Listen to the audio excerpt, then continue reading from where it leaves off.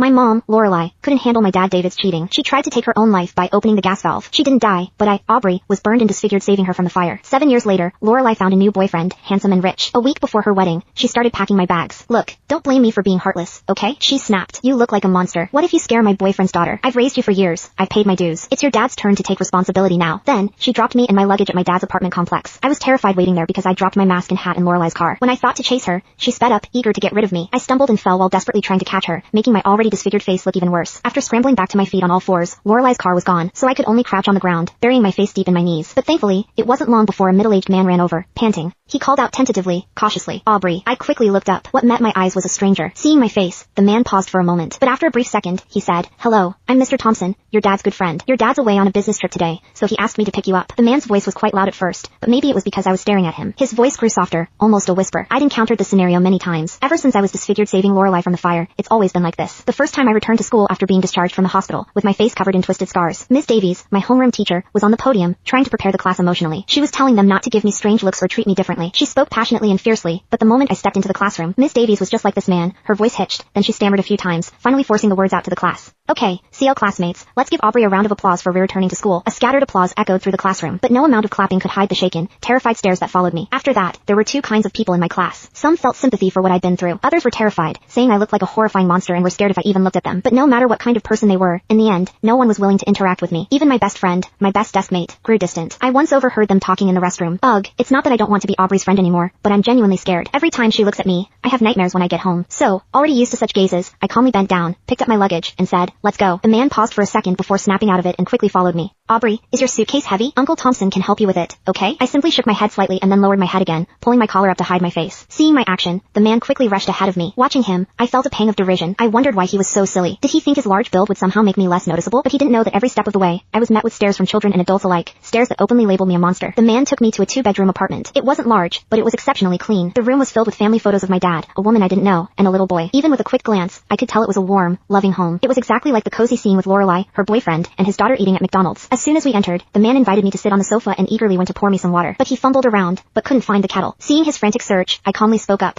I don't like interacting with strangers. You can go now. The man froze slightly, the smile on his face stiffening. But after a moment, he tried to appease me. All right, if that's the case, then I'll head out. Then the door slammed shut. It wasn't until I heard the man's footsteps fade away that my rigidly upright posture finally softened. After a moment of daze, I pulled out my phone, intending to send Lorelai a Snapchat, to tell her I had arrived at my dad's. But as soon as I opened my phone, I saw Lorelai's Snapchat post, waiting for my daughter to get out of school. The accompanying picture was of a little girl with a backpack walking out of school. My fingers tightened around my phone. A suffocating, bitter ache rose in my chest. I held it back, forcing myself to switch from the Snapchat interface to a food delivery app. Just as I was about to order some masks and hats for myself, I remembered Lorelai hadn't given me any money. 3 days ago, she told me she'd already spoken to my dad, and that he would be responsible for all my future tuition, miscellaneous fees, and living expenses. So, she wouldn't be giving me my allowance for the month. My eyes felt raw, and I had to lie down on the sofa to swallow back my tears. With nothing else to do, I started to daydream, thinking of nothing, yet seemingly everything. It wasn't until the sun had set that a little boy's voice suddenly echoed from outside. Mommy, is my big sister really coming to live with us? That's great! I'm definitely going to show her my new Ultraman. Hearing the noise outside, I immediately sat up on the sofa, straightening my back. Remembering I wasn't wearing my mask, I frantically pulled my collar up, trying to hide my face in a messy scramble. But I was too late. As a hurried sound of the door opening echoed, it was immediately followed by a startled scream. Ah, a ghost! Then came the sound of a boy wailing. My heart seized, and I scrambled to my feet. The woman who entered was a bit plump, dressed in clothes that weren't particularly trendy. She glanced at me frantically, then picked up the wailing child. She must have been scared too, her voice trembling slightly. I'm so sorry, Aubrey. I didn't know you were already home. Your dad called me and said